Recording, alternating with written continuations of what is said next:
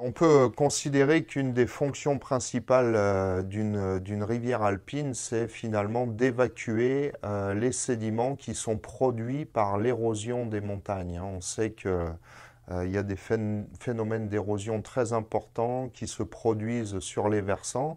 Ces matériaux arrivent dans les torrents, qui sont donc des petites rivières de montagne à forte pente.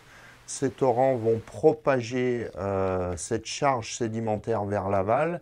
Et quand on va arriver dans dans les zones où la vallée va s'élargir, où la pente va diminuer, à ce moment-là, c'est dans ces secteurs-là qu'on va retrouver les rivières entre elles. C'est à cet endroit-là que ces rivières se forment. Et on peut considérer finalement qu'une rivière entre elles, c'est une solution pour véhiculer une forte charge sédimentaire dans un contexte de faible pente. Ce qui est vraiment fascinant avec ces paysages de tresse, c'est que ces rivières, tout en assurant de manière optimale l'évacuation des débris produits par la montagne dans un contexte de faible pente, ces rivières vont créer des habitats, une mosaïque d'habitats tout à fait exceptionnelle, très diversifiée, où vous allez retrouver sur une surface restreinte des milieux secs, des milieux humides, et cette diversité d'habitats, elle se traduit également par une très grande biodiversité.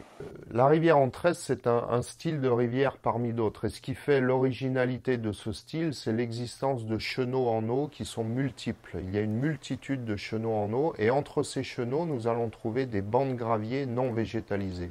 Et si ces graviers ne sont pas végétalisés, c'est qu'ils sont très instables. Ils se construisent et ils se détruisent pendant les phénomènes de crue, sous l'effet du balayage des chenaux qui se produit dans cette plaine très instable.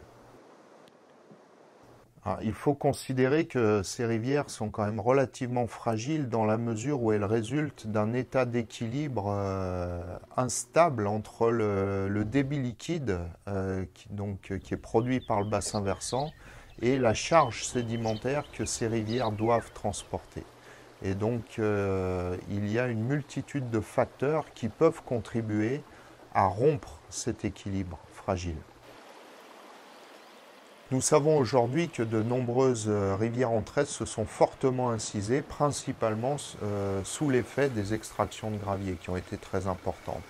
Et cette incision du lit a eu de multiples conséquences, avec notamment des ponts qui ont été déstabilisés, des digues qui se sont effondrées, mais également des conséquences en termes d'assèchement des zones humides qui sont situées sur les marges de ces rivières. Il ne faut pas non plus occulter le fait que ces rivières peuvent être parfois dangereuses pour les populations qui vivent à proximité. Si vous avez des phénomènes d'apport sédimentaire massif qui se produisent, on peut observer des phénomènes d'exhaussement du lit des rivières en tresse et pour maintenir la sécurité des populations, il peut être parfois primordial d'intervenir aussi dans ces situations critiques pour éviter des phénomènes d'inondation qui deviendraient trop fréquents. Alors, les paysages de rivières en tresse sont en voie de disparition à l'échelle des Alpes. Elles ont pratiquement disparu entièrement dans des pays comme l'Autriche, l'Allemagne, en Italie, il y en a encore quelques-unes. Mais le dernier secteur où on a encore des tresses qui sont bien préservées, ce sont les Alpes françaises et notamment les Alpes du Sud. Nous avons donc ici un patrimoine important à préserver.